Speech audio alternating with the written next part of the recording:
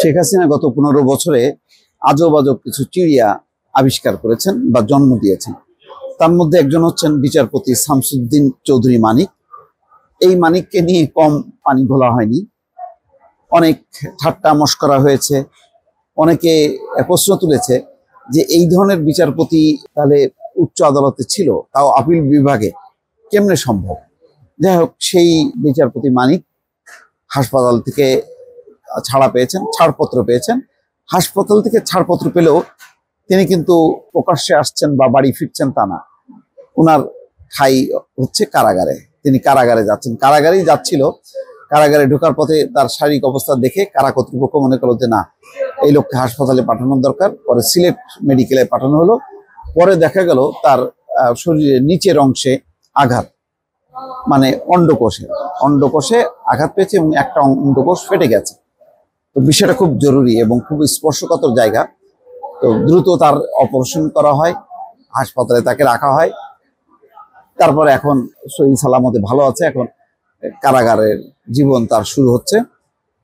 তাও ভাগ্য ভালো, দেখেন যেই পথ দিয়ে সে যাচ্ছিল, সেই সিলেটের যে সীমান্ত পাড়ি দিচ্ছিল, সেই পথ দিয়ে যেতে যেয়ে কিন্তু ওই ইসাক আলী খান পান্না মারা গেছে নির্মমভাবে। এবং বলা ছিল তার হাতে কাছে ছিল 3 কোটি টাকা। ওই 3 কোটি টাকা ভাগ বটরা নিয়ে অথবা ওই 3 কোটি টাকা লোপাট করার জন্য তাকে মেরে দুর্বৃত্তরা নিয়ে যায়, এমন একটা কথা আছে। এবং টাকা যে সাথে ছিল তার একটা প্রমাণ পাওয়া যায়। বিচারপতি মানিকের কাছেও কিন্তু 60 থেকে 70 লাখ টাকা, যিনি নিজে বলে যে আমাকে মায়েরা ধইরা টাকা নিয়ে চলে গেছে। টাকা নিয়ে তার ভেতরে পুশব্যাক করে দিচ্ছে আবার, তো যাতে জানে বাঁচে আর কি। তো তারপরে কলাপাতার উপরে শুয়েছিল, সেই অবস্থায় তাকে আটক করা হয়। তারপরে তো মোটামুটি বিজিবি সদস্যরা বেশ ভালো নাটকই করেছে। সেখানে দীপ্তি চৌধুরীর কথাটা পর্যন্ত আনার পরে বলছে যে না, আমি তো ক্ষমা চেয়েছি, মানে পুরো পর্যদস্ত আর কি। এই ধরনের আসলে বিনোদন এক ধরনের মানুষ উপভোগ করেছে। আবার চিন্তাও করতে হয় মানুষকে যে এই ধরনের মানুষরা রাজনৈতিক বক্তব্য দিয়ে বিচার অঙ্গনকে কলুষিত করেছে, শিক্ষকদেরকে শিক্ষাঙ্গনকে কলুষিত করেছে।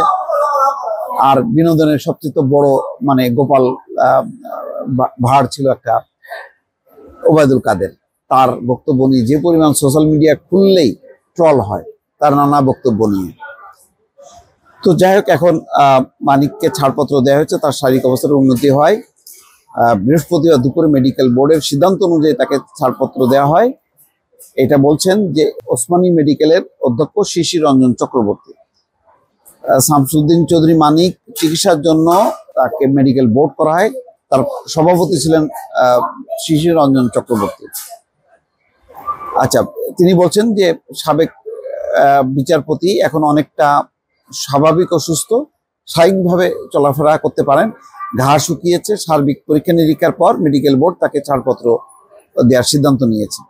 তাকে কারা কর্তৃপক্ষের কাছে হস্তান্তর করার কথা আছে। 23শে আগস্ট সিলেটের কানাইঘাট উপজেলার সীমান্তবর্তী এলাকায় রাত 9:30টার দিকে এই মানিক ধরা পড়ে। আজকে যেমন একজন ধরা পড়লো চট্টগ্রামের এক খুব প্রভাবশালী এমপি, তো সেও এরকম পালায় যাচ্ছিল চোরের মতো, ফজলে করিম চৌধুরী। অথচ মানে ক্ষমতায় থাকতে তাদের দাপটে ওখানে একটা বিভিন্ন ধর্মীয় সংগঠন আছে, সেই ধর্মীয় সংগঠনও তারা কাজ করতে পারেনি। মুনিরিয়া যুব তাবলিগ তাদের সমস্ত ঘর বাড়ি ভেঙে চুরে, মানে এক এলাই কাণ্ড কারখানা। তো যাই হোক, আজকে তারাও দেখলো যে এই ফজলে করিম চৌধুরী তার মানে কি পরিণতি, কিভাবে ধরা পড়লো এবং মিডিয়ারে বিজিবির সাথে যেভাবে দাঁড়ায় আছে, মনে হচ্ছে যেন কোনো গরু চোরা কারবারি আর কি। আচ্ছা, এখন তাকে 54 ধারায় গ্রেপ্তার দেখায় আদালতে হাজির করা হয়েছিল 23শে আগস্ট।